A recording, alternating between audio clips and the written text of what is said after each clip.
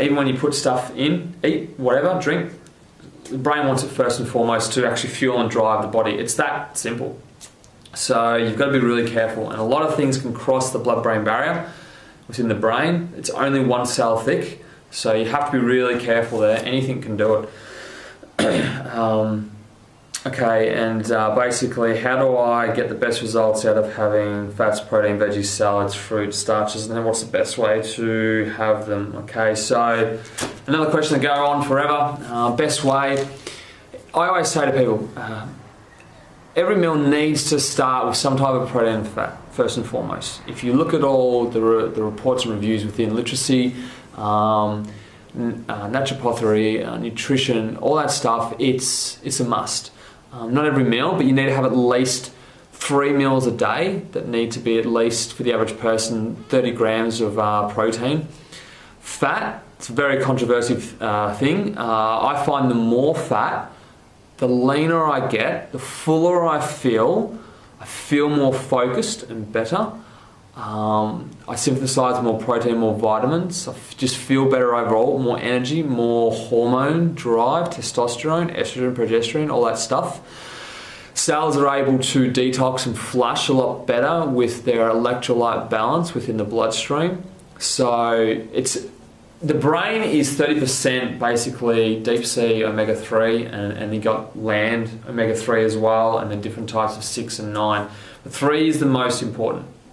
So, you can use things like your Udo's oil, flaxseed, olive oil, fish oil. I use a lot of wild salmon oil. I find I get really good results out of that. Now, everyone's going to be different to do with maybe a blood type. I find there is a place there with a blood type. So finding out what works for you, what feels the best, is the best way to go. But how to balance the whole of that, okay? So you've got to look at yourself as to do with muscle mass. So if you are, say if it's me, and I was to try and put on twice the amount of muscle I've got now. So I only weigh about roughly 83, but I'm quite lean. That's the thing. And I always try to tend to feel good. That's the biggest thing, is when you're having muscle, too much muscle, because the last thing the body wants to do is build muscle, but when you're having muscle that is trying to be above and beyond of what your body is designed to do, it's a stress and it's a struggle in the body for hundreds of reasons. So you've got to make sure that, first and foremost, the way I approach everything, got to make sure sleep's right, fluid, nutrition, mentality for everything, and your focus is good. So you're only as strong as your weakest link again. And then you can apply that to hundreds of areas.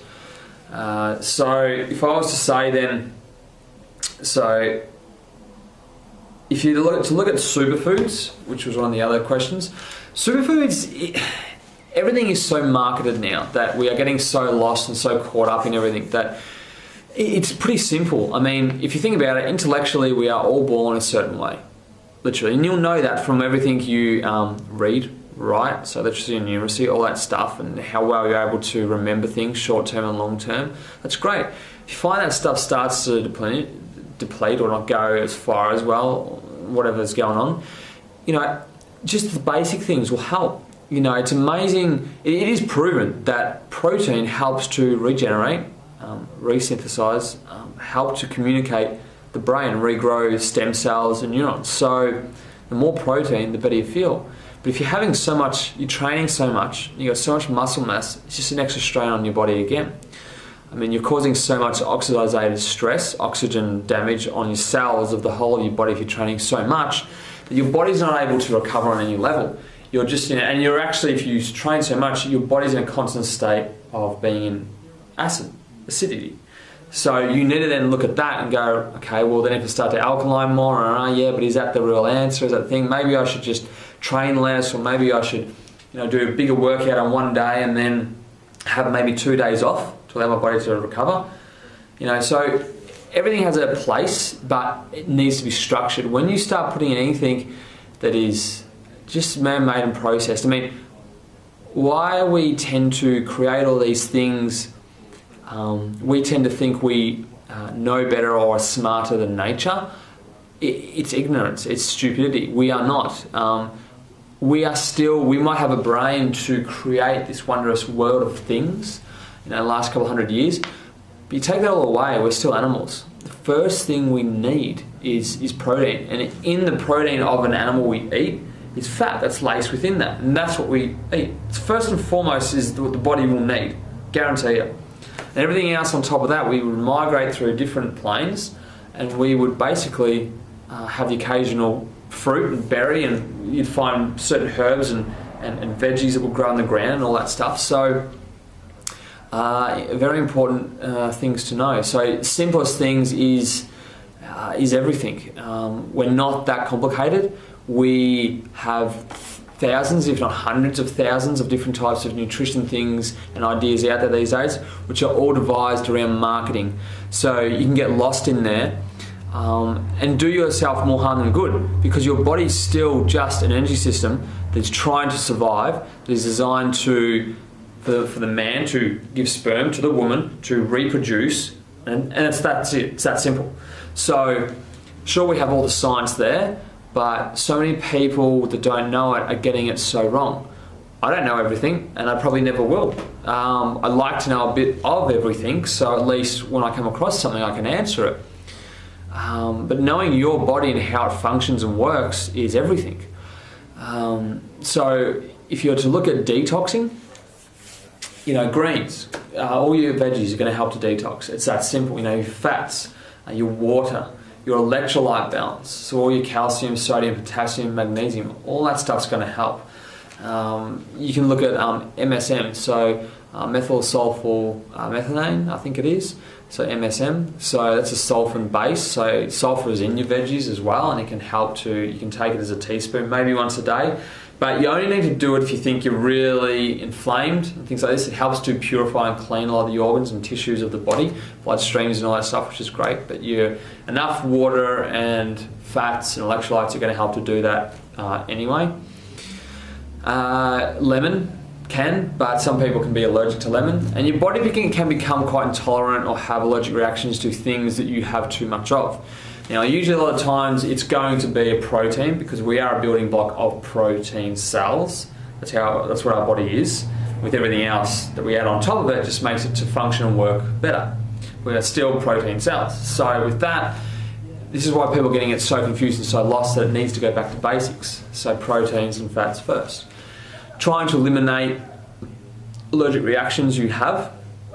So you need to know allergic reactions within yourself. So if you eat eggs, like for example, I'm allergic to eggs, highly allergic to dairy. I think that's really about it that I've found out so far. So I just stay away from them completely. Turkey doesn't always agree with me, things like that, but then depends how it's cooked. And that's a big thing too. Depending on how something is cooked, that's huge. So that's a big science in itself. I always say the more cooked, the better, because it is rawer, it is going to be then leaner, it is going to be then tougher. So key things to know. What was the other one? Okay, so quickest way to probably get lean then. Probably ketosis. But creating too much acid within the body is not good. So the way I approach it is still the same as almost what I do daily with the nutrition thing, is always protein and fats first and foremost, even mixed in with veggies and salad of whatnot. Sometimes I will chuck the occasional carb in there, so it might be some white rice, which has an extremely low protein, so you can't get allergic to it. Or some sweet potato, even some white potato, so that can be a good way to go, because your body needs some. And that all depends as well then on optimal way of losing body fat. But you have to remember that if your hormones start going out of whack in brain chemistry, you're not going to lose anything. It's that simple. And then you'll start putting in more stimulants. Stimulants is going to make you more acidic, damage your cells, energy goes down. Adrenal glands have to kick in more to try and help you function, and they'll start. Once your body gets depleted, your body will start to draw everything it's stored out of its bones, out of its tissues, bloodstreams, its organ, to try and fuel every other cell, which is still the same cells it's trying to draw out of, to still make you function and work. So you're just doing a catch-22, so it's not going to do a damn thing. I get a lot of people on, yes, high protein, high fat, high veggies, salads, occasional fruit, occasional carb, just enough for energy. So everyone's going to be different, and it's a little trial and error with all that, because a lot of people I see, they've probably never seen how their bodies actually really looked, even from a young age. Some people have, when they were young. If you can remember under the age of maybe 20, I always say to people, and it actually looked a certain way always. But you then need to really look at your nutrition and see how good it was back then, because you might have stuffed up too many hormones or metabolic processes within the body, so you're metabolically deranged in some way. So you need to fix that, correct that, and you never know, you could be actually quite a lean person without realizing. Being under lean, I call it, is not necessarily a good thing. Your body needs something to draw on, because you're always in a constant state of burning fat. You're just burning up fuel. So there's energy into the body and then energy out of the body. So, and that's a huge topic in itself. So you've got to know your own body, how it functions, how it feels. That's the biggest thing. We all want to feel happy and well, no matter where we are, no matter what we're doing. So you need to optimize every aspect of that to do that well. Can you? Yes. Are you willing to? The amount of people I see that I go, do you want to be happy? Yeah. Do you want to be healthy? Yeah. And I go, well, what are you willing to do about it? Not much. So you've got to look at yourself and go, am I ready to do this? Am I prepared? Can I do this?